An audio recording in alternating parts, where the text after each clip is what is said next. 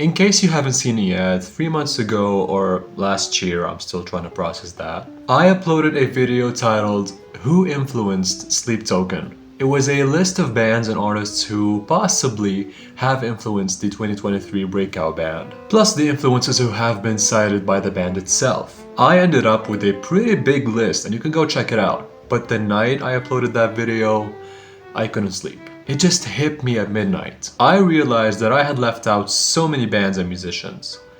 But here's the problem. Again, most of the people I thought of might have influenced Sleep Token, just like the ones on the original list. But at least I got one name on my new list, which I'm about to share with you, that I know for a fact has influenced the musical style of Sleep Token. So let's get to it. This is Who Influenced Sleep Token Part 2. Quick reminder or note in case you haven't seen the first video. The artists on the list are ranked from least to most likely to be an influence. And the first name on this list is Guns N' Roses.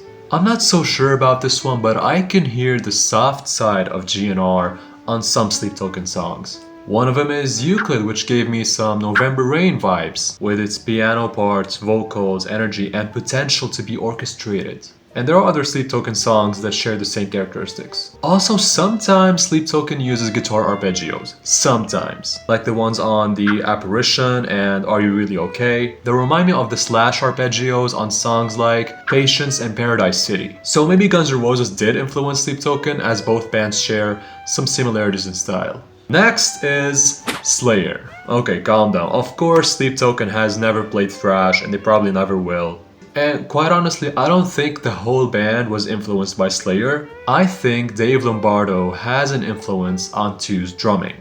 You might be thinking, well, why didn't you just say Dave Lombardo? Well, because no one only listens to the drummer. Well, okay, I'm a guitarist and bassist and I watch guitar and bass solos, but I'm not a drummer, so how would I know? But still, no one's ever said, hey, I listen to Randy Rhoads or Lemmy. No, people say I listen to Ozzy or Motorhead, and Randy Rhoads or Lemmy inspired me to pick up the instrument and start playing. And I believe it's the same for drummers, and if I'm wrong, go ahead and tell me in the comments. If Two was in fact influenced by Dave Lombardo, I'm sure he first started listening to Slayer, then he was impressed by Dave's drumming, and that's how Dave Lombardo influenced him. But that doesn't matter. Why am I even talking about this and overthinking this? This is all still hypothetical. You know what? What if eventually we find out that Two has never ever listened to Slayer, or just doesn't like them? That would be funny, right?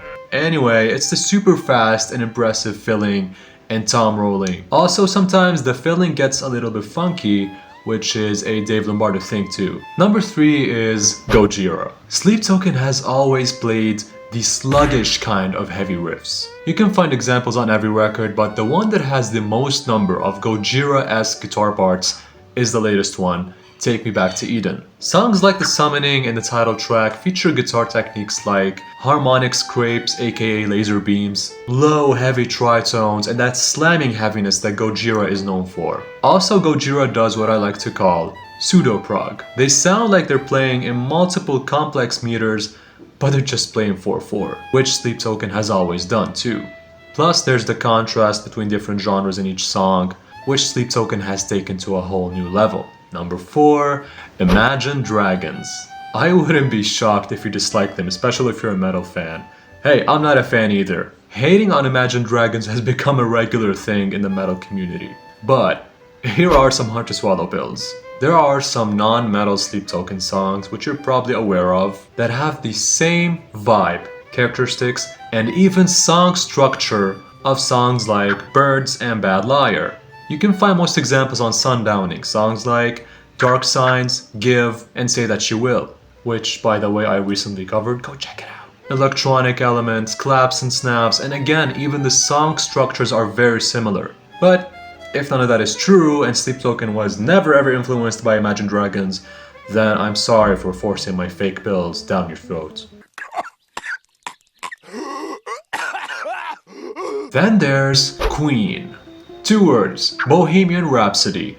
That song alone must have been an LSD trip for Sleep Token. I can imagine them sitting and listening to it for the first time and going, yup, that's what we're gonna do. Although Queen has done the following things on other songs as well, Bo Rap remains the ultimate example. multiple voices, chapters, contrasting genres, unconventionality, and cryptic lyrics. And the ultimate example of Sleep Token doing all those things is the ultimate Sleep Token song, Take Me Back to Eden. Then we got Christian worship music. It's always been there since day one. Even Vessel plays a Nord 3 electro keyboard. That keyboard has been used in churches for years. Many of their non-metal songs have the mood of a Christian hymn. And even back in the BC days, yes, BC now stands for Blacklight Canopy, it was a lot like that, but here are some Sleep Token examples. Calcutta, The Way That You Were, Drag Me Under, Bloodsport, and Fall For Me. Also, I'd like to add another possible influence real quick. Most Sleep Token songs feature the element of polyphonic singing, which I previously mentioned. That could indicate a huge choral music influence. And finally, the top name on my list is Eric Moore. This is quite the opposite of the Dave Lombardo thing. For those of you who don't know, Eric Moore is the drummer that 2 cited during his recent interview with Drumeo. The problem here is that Eric Moore has played for many bands throughout his career, and it would make sense for me to add pretty much every one of them to this list. 2 never specified any band that Moore has been a member of. There's Sly and the Family Stone, Bobby Brown, Infectious Grooves, Suicidal Tendencies, and more. Notice the contrast? So I don't know, but let me say this about Moore's drumming.